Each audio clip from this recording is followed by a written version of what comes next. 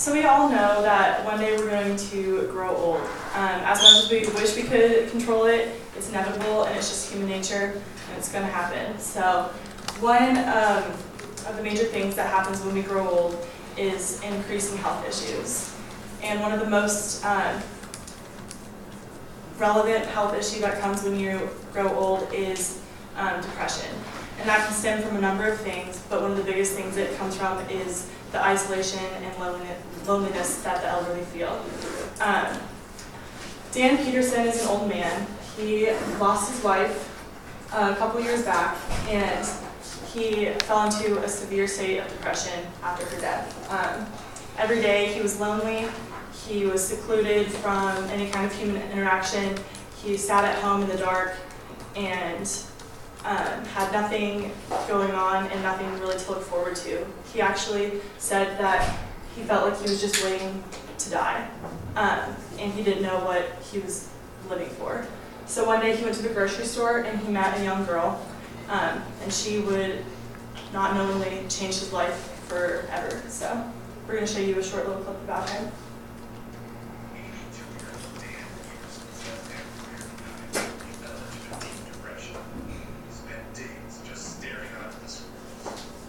What were you looking for? I was trying to figure that out, frankly. You had no purpose? No. Were you just waiting to die? For 6 months, it was just that bad. And then one day you go to a grocery store. It all changed inside this Publix. And she didn't want anything from him. She just wanted to make him feel loved and give him a hug. And his little lip quivered and he was teared up, and it was just sweet. I said, you don't know. This is the first time for quite a while that I've been this happy.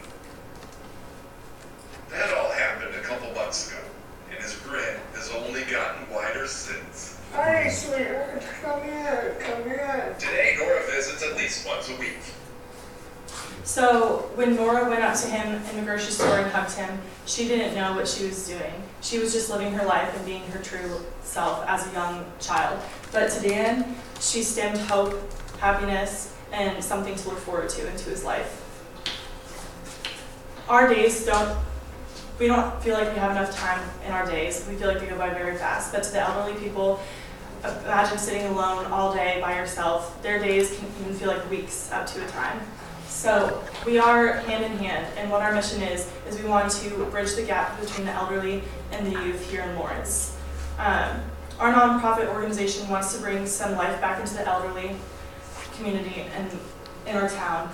And by bringing children to the elderly and having them interact with each other, we can actually change the isolation and depression that the elderly face, and we can also create mentors for the children to look up to within their life.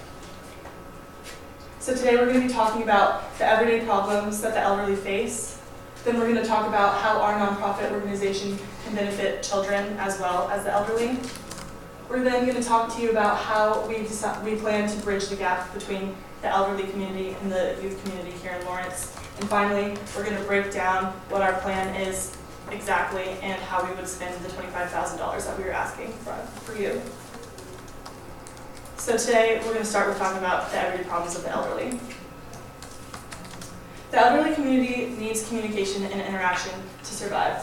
43% of the surveyed elderly older adults felt lonely on a regular basis, and 18% of them actually live alone, isolated from any kind of connection, human interaction, or communication. Elderly isolation and loneliness causes serious problems to senior citizens and their mental health.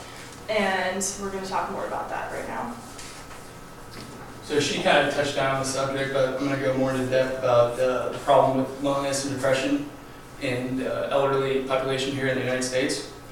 More and more elderly individuals are falling victim to the symptoms of loneliness and depression, but according to an article by Dr. Jean Segal, Depression in Older Adults, depression isn't a part of growing older, and it can happen to anyone, no matter how old you are, who you are, or what you've accomplished.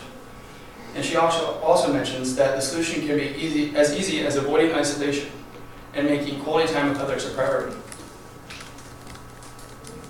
With the population of adults 65 and older skyrocketing, now cannot be a more relevant time to talk about the subject.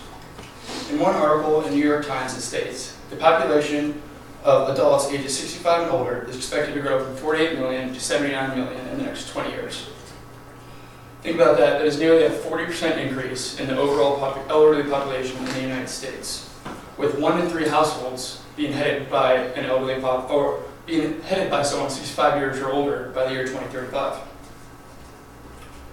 Now, research done by UCSF provided that senior citizens are 59% more likely to fall victim of depression than your average citizen, and this increases their chance of mortality by 45%.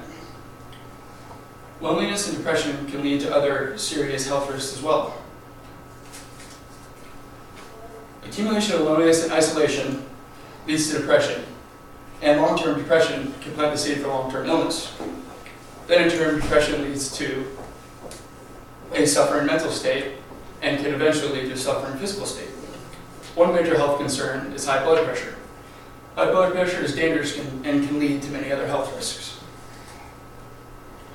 Perhaps the most relevant and relatable to someone our age, though, if you think maybe you're not going to grow old, you're not going to become lonely or have high blood pressure, then I know if you don't have class one day and you realize you're just going to hang out, maybe it's easier just to kick back and have a bag of chips and maybe have some rather unhealthy behavior. Well, think about it if every day after you put on your pants, you virtually had no other responsibility. That would make it a lot easier to call it early, maybe crack open a cold one and do nothing else. Now that the elderly issue is on the table, let's discuss the other side of things, which in our case is children, and how they can benefit from working with and around the elderly. One quote that stood out to me is by an elderly man named Leonard J. Hansen. He says, grandchildren, if asking the right questions today, can learn from their grandparents. And grandparents, if asking the right questions today, can learn from their grandchildren. What I think he meant by this is that communication and interactions is crucial in the development of young children. And senior citizens possess the knowledge that won't be taught in schools. After knowing that the current situation of senior loneliness and senior depression is pretty serious, our non-for-profit group, Hand in Hand, is existing for solving this problem and promoting the life quality of the senior citizens. Now let's look at details. We will contact the nursing center and the primary school in Lawrence. We will hold the activities weekly. Every week we will organize and bring the kids to the nursing center through our transportation and creating a place where we can encourage interactions between the elderly and the youth, which will bring lots of value to them. The examples of relationship building between the elderly and the youth consists in activities such as storytelling, having lunch together, playing games, painting together, and other activities. Just like I said, we want to build a place of value, a place where you can playing, living, listening, and making connections. We also want to encourage kids to learn from the elderlies. As my member just mentioned, that the elderlies possess skills and knowledge that the kids don't know, so they can learn from the senior citizens through activities such as help them on cleaning, cooking, and handcrafting work. After the kids leave the nursing center, if they have built up some kind of relationships, they could build up another pen pal relationships. During the time they do not meet, they could write letters to each other regularly and send some maybe little gifts. I think this is beneficial for them to build long-term relationships. This kind of activities is obviously beneficial to the elderly people. Visiting and communicating with kids could eliminate their depression and some sense of loneliness. Also, children represent the new life, the new hope. Communicating with children could bring hope to the senior life and a sense of belongingness to the senior citizens. Also, by teaching kids and some things about their life experience. The seniors, we want to bring the seniors a meaningful role and sense of purpose in life. It helps to raise confidence and self-esteem. Not only for the elderly, for the children, I think this kind of activity is also beneficial and at the same time significant. Our 2 main point is learn and love. Children need to learn things out of the textbooks, the schools. Communicating with the elderly friends could broaden their views and build up good habits.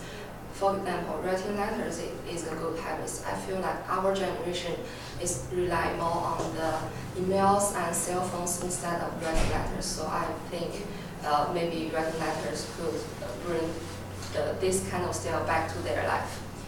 And the second point is love. In the developmental purpose, caring and loving from the adults, including the elderly, can benefit children and aid them to grow up healthy. Visiting the nursing center is a good way to cultivate sympathy, kindness, and love. It's also a good way to enrich their emotional work. The last thing I want to point out is that the American society is increasingly segregated by the age, gender, income, and lifestyle. Our activities is building up some crossing generation communication. I think our communication it could help in this kind of unhealthy age segregations. Okay, so I want to start this video from ABC News where the Seattle preschools and the nursing home. Our nonprofit is essentially trying to do the same thing as this.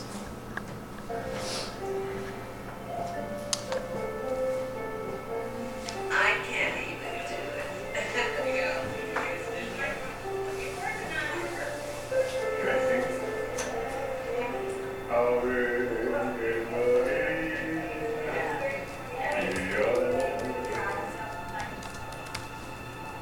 You know how you love somebody and they give you something, you know how hard it is in your heart.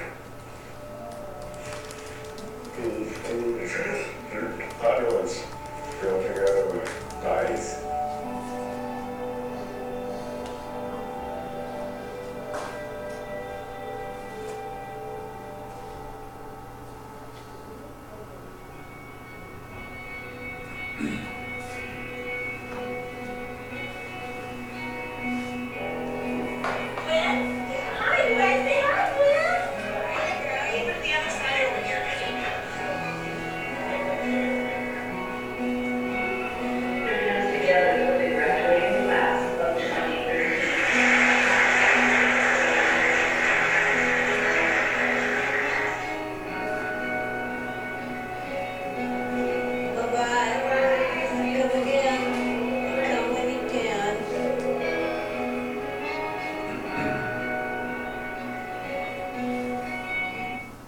So as you can see in this video, the elderly, when the children walk in, they're really happy because it brings back like a sense of youth to them. Maybe their family deceased or they don't have anyone to care for, and these children, it just gives them someone else to care for them. As for the children, it gives them sort of a new role model besides their parents or any other current role models. It's just another person there for them to talk to. For kids living in poverty, this would give like another safe place for the kids to go. And ultimately, this bridges the gap between the elderly and the youth because every week they're going there, interacting with them, playing games. As you saw other people dancing, they just seem happy. And for the funding, for this $25,000, we can split it up into 4 main ways. Transportation, advertisement, building the website, and purchasing supplies. I mean, this is the worst case scenario if organizations don't donate to us. We can probably get donations from other places, but we're not going to rely on that. So this is like where the money would go to if we had no money at all. So transportation would be taking the kids from school to the nursing home. Advertisement, local paper to get the nonprofit out there. Building a website would be a one-time fee because none of us really know how to make a website, so you have to hire someone to come in and build that for us. And then purchasing supplies such as books, games, preparing lunch for them, stuff around that. And then this is a pie chart that shows how the money will be broken down. So salary would be like an event coordinator. We plan it off 36 weeks, so 1 time a week, 16-week semesters, usually what school is around there. So $10,000, I mean, I think it's a pretty fair amount because they have the event They have to plan how to get there, plan lunch, just basically plan the whole thing. Website is a one-time fee, $700. This is like the most expensive thing we found. We're just giving a safe number out there. Purchasing supplies, so books, lunch, games, anything around that nature. Transportation, this is also a high number, but this is the most expensive if the school already doesn't have a charter with a school company bus or, yeah. And then, so we talked about the everyday problems of the elderly, how they don't really have much to live for, they're feeling depressed, lonely.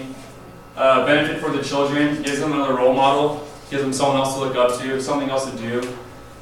Bridge a gap between them, because, yeah, that's important. And plan on using the foundation. So in conclusion, this is Dan. As the video showed, he was severely depressed. As the video said, he was staring at squirrels every day. He was waiting to die. And this all changed when he met this little girl in the grocery store, who she didn't know what she was doing, but she said hi to him. And that ultimately changed his life forever, because as you can see in this photo, he's really happy, he's smiling, and before he was just on his deathbed. And then I want to restate from New York Times, the population aged 65 and over is expected to grow to 79 million from 48 million in the next 20 years. And by 2035, 1 in 3 American households will be headed by someone 65 or older.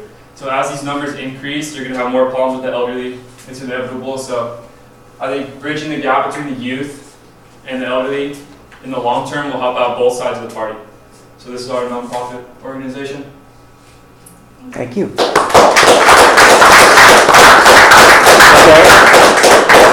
Are there any questions for this group? I thought it was great, by the way. Yeah, that was slick. No questions? All right, thank you.